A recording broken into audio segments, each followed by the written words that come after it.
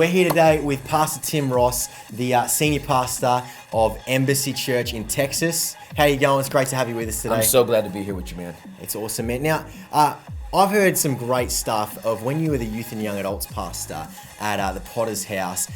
People have said, it wasn't the largest youth ministry in America, but you had the 300 that could take on 3,000, and that was because of the strong discipleship culture that you'd built. Can you tell us a little bit about developing a strong discipleship culture so that youth pastors can, begin to apply that in their own youth ministries? Yeah, absolutely. So discipleship is so important. It's the thing that we're commanded to do in Matthew 28. Yep. Go out and make disciples of all nations. But discipleship has to be intentional, and it's a slow process. So there's a difference between a growth and a swell, right? So you can have an explosive youth ministry and have a bunch of people coming, but that usually is like more evangelistic than it is discipleship. Discipleship culture is slower, but it's stronger. And over time, it's larger than even the evangelistic pushes. Because you have people that are not immature and sticking around for the loaves and the bread, per se, as much as they are sticking around because they have been intentionally mentored through a process and been given responsibility so that they can grow. Yeah, totally. So, in terms of your leadership and the leaders that were under you, what kind of stuff did you do to actually, develop them as leaders to see them become influential people in their own right? Yeah. So there's one-on-one stuff that you do with leaders, and then there's group stuff. So individually, my key leaders, I always spent personal one-on-one time with them because discipleship can't be a once-a-month breakfast, right? Yeah, totally. You have to let people into your life. And so we got people coming to our house. I have people just spending hours and hours with me, allowing them to pick my brain, asking me whatever they want. Then I have them empower the people that are under them. In a larger group setting, then you get down with your 12, your 15, your 20 people. Get them all in a room and start just pouring your DNA into them. The vision of your church, the vision of your youth ministry or your young adult ministry, it leaks. So you have to say it constantly, you have to say it repeatedly, you have to say it over and over and over again, and you can never say it enough. Totally, man. Totally. Okay, so the balance between, leading it from the platform yourself, but also letting the guys that are under you begin to step up and do that stuff as well. Sometimes there's that fine line. You want to develop their preaching gifting or leading other leaders. Where would you say that kind of sits with you were the youth pastor, but you also wanted to train other people underneath you? That's right. In that sense. Yeah, so I feel like the quicker you can empower them, the quicker you are giving them responsibility that allows them to start making choices based on the responsibility that they have. So you're not waiting for this perfect person who makes no mistakes. You're literally seeing a gift that's on the inside of a person. You're saying, listen, I want to give you some responsibility, and the only way you'll lose that is if you do something stupid, right? I want to empower you. I'm not going to wait till you stop doing stupid stuff and then empower you. I'm actually going to empower you, and that's going to help you to stop doing stupid stuff. Because now you have something on the inside of you that say, oh man, I got something to be responsible for.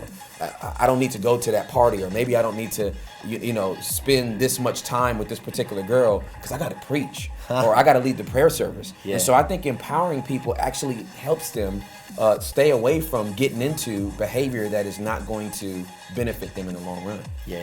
Totally. Okay, so in your, transition out of youth ministry, a lot of guys, when they transition out of youth ministry, can probably undo a lot of the stuff that they did while they were there. Speak into that a little bit in how you, leave it in a healthy position. So there's a difference between a replacement and a successor.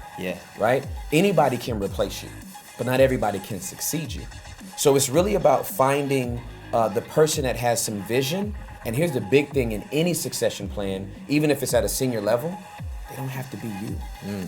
I think so many times we're looking for clones instead of somebody that has the fresh vision to take what God has called us to do in church to the next level. And a lot of times somebody is looking for somebody that's going to do the 2.0 version of what they've already done. And sometimes God is really saying, hey, when it's your time to move, what you were doing, it's time for that to move as well. And let this guy come in with fresh vision. He maybe even changed his name of the youth ministry. It doesn't matter. It's God's vision for what he wants to do in this season. And we should be secure enough as leaders to leave it at that and go to the next thing that he's called us to do. Yeah, totally. And I guess, you know, if he's appointed that person, man, he's going to give them a fresh kind of vibe for it, take it in a different direction. That's right. That's right. Just quickly before we finish, if you could impart one thing to youth pastors who are, I guess, looking to really smash their discipleship in their youth ministry, make it really effective.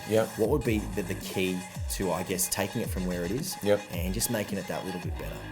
So what I would say to you is that it has to start with your personal devotion time. Whatever you do externally is coming from what you put in internally. And so that personal devotion time, your personal prayer life, your personal time of worship, this is what's going to become what they do outside.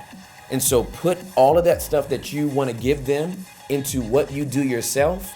And it won't be something that you're teaching in theory. It'll be something that you actually experience on a day-to-day basis. And let me tell you something, people can sniff out somebody that's theorizing what they're trying to do in their youth ministry.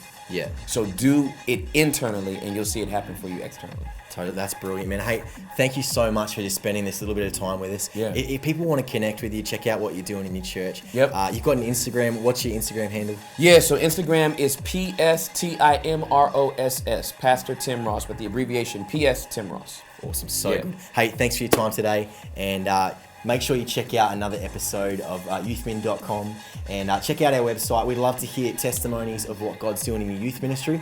Hit us up on our Contact Us session, and we'll see you guys next time. We're out.